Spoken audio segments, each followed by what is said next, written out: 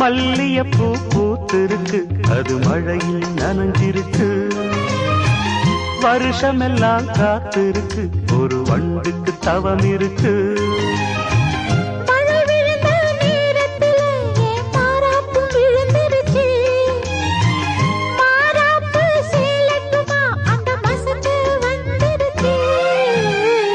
மல்லியப்பூ பூத்திருக்கு, அது மழையில் நனைஞ்சிருக்கு.